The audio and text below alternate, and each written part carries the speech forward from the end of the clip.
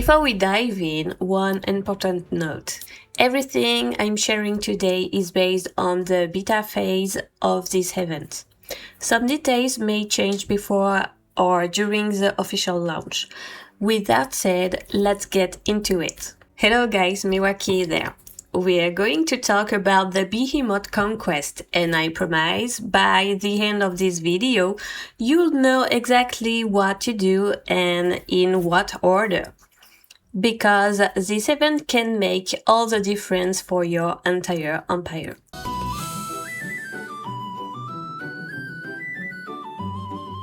So during the first 3 days, your main goal is to collect Awaken Runestones and donate them to your Behemoth. And the good news is you have 3 ways to do it. The first one is the Groom, Pet and Entertain quest in Exploration. They give you 54 tokens per day and they literally take a few seconds. This is a kind of small habit you really can't afford to skip. Then there are the Rally Against Tribes. 200 daily tokens to go and grab. The new 13 and 14 tribes appear near the Imperial City and 5 rounds of rallying are usually enough to hit your limits. Quick, efficient, top priority. And then there are the Scions, and that's a whole other story.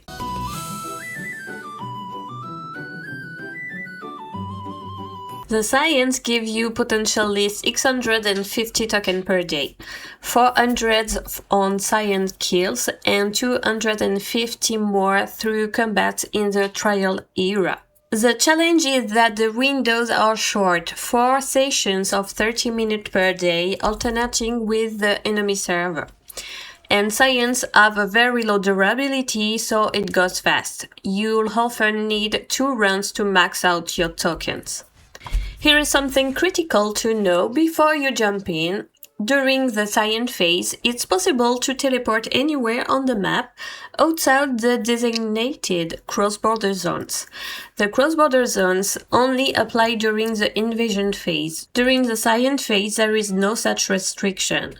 In practice, that means any player anywhere on the map can get 0 during this phase. Keep that in mind and stay alert. My advice, only bring your best troops, stay grouped in Death Ball and get covered by your own Krakens. The Trial of Scion is the perfect era for open field play. Krakens absolutely work there. And how do you know you've hit your daily limits? You have to check your mail. Same goes for the rally tokens against the tribes.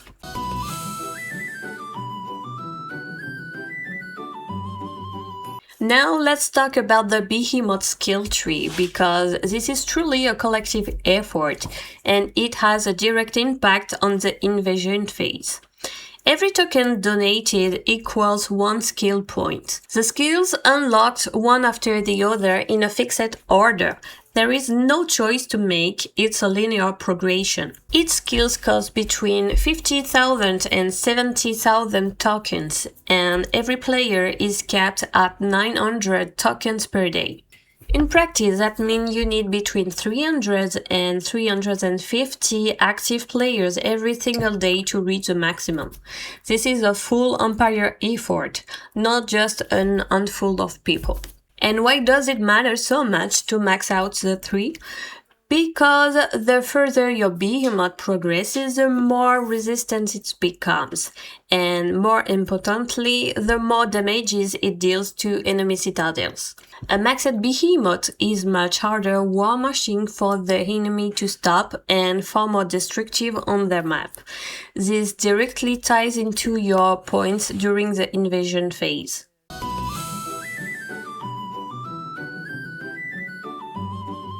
The invasion phase is where everything is decided. The king or the top 1 Air5 must choose the time and location before the end of the day 3. This is a really important decision. Here's what you need to know. Each server gets its own 1 hour and 30 invasion window at the time and location of its choice, between day 5 and day 6. The two invasions don't necessarily happen at the same time. Each side chooses independently. And once the last ongoing invasion ends, the recovery phase triggers immediately. On Behemoth placement, its attack range on citadels is infinite. It can attack all the way into Zone 1. So when choosing your invasion zone, there are really two criteria to balance. First, you need enough open space to counter rally effectively against attacks on your behemoth. But second, you also need to stay close enough to a hive so you can still rally enemy citadel from there. Picking a zone that's wide open but too far from any hive or close to a hive but too cramped to counter rally will cost you. And heads up, if your citadel is in the enemy invasion zone, you'll be teleported automatically. Plan ahead and move early, but not too much. The majority of Behemoth Conquest points come from the damage the Behemoth deals to citadels. Literally, the entire map can be hit. Taking down the enemy behemoths as fast as possible is your absolute number one priority. The behemoth stops at 295k durability before moving to the next citadel. But it loops endlessly across the map. Every second counts.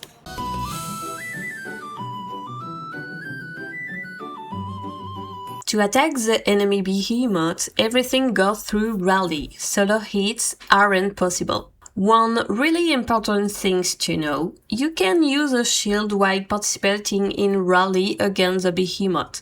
It protects you from enemy player attack during the invasion. However, a shield doesn't protect your citadel's durability from the behemoth's own attack. Don't rely on it to keep your building safe. The only real protection is taking the behemoth down fast. Now, here is something key to understand. The damage dealt to the behemoth in the rally is fixed. It's not the number of players in the rally that determines the damage, it's the longevity of the rally itself. The longer the rally holds, the higher the damage per second climbs, reaching up to around 10k per second. A rally that gets disbanded early starts back from zero. So your goal is to hold as long as possible every single time. The behemoth has 4 lives, the infamous Undying Force stacks. Every time a bar hits 0, the rally is disbanded. The behemoth enters a 30-second daze and you have to launch a new rally. During the roughly 4 minutes and 30 seconds before you can effectively attack the behemoth citadel are exposed. This delay is unavoidable. Plan for it and relaunch as fast as possible.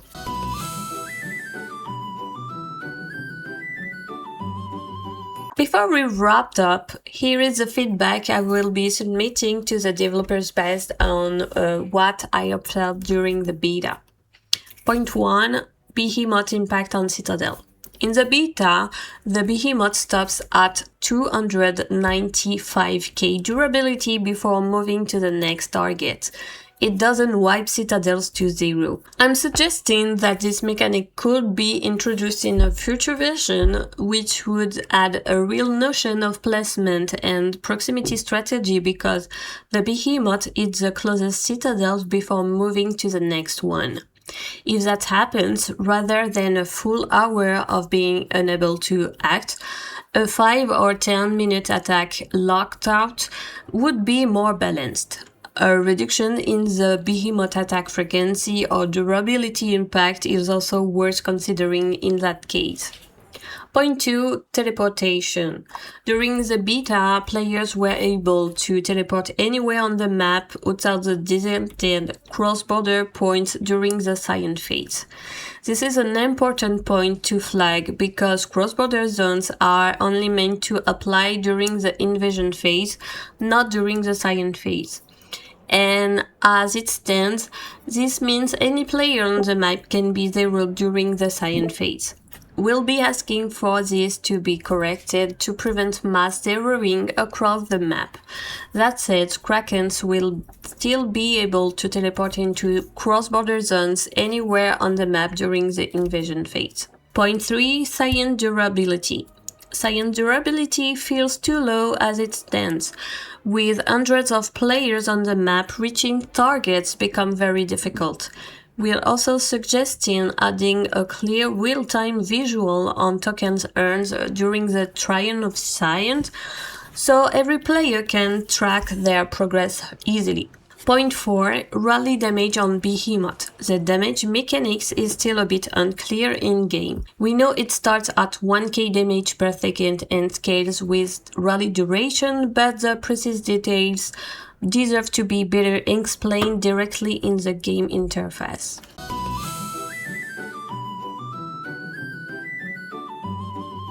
So, to sum it up, 2 things are really going to make the difference for your empire. First, managing the Scion PvP phase well, going for your token without getting killed by staying grouped and disciplined, and collectively contributing to the skill tree to bring your behemoth to its full power before the invasion. And second, maintaining rallies on the enemy behemoth for as long as possible, and relaunching immediately after every disband. You only have 1 hour and 30 minutes, and every second without an active rally means citadels taking damage across your entire map. I hope this helps you to go into this event with more confidence. If it was useful, please subscribe. Feel free to let me know in the comments if you have any question, and good luck to you and your empire. Salut!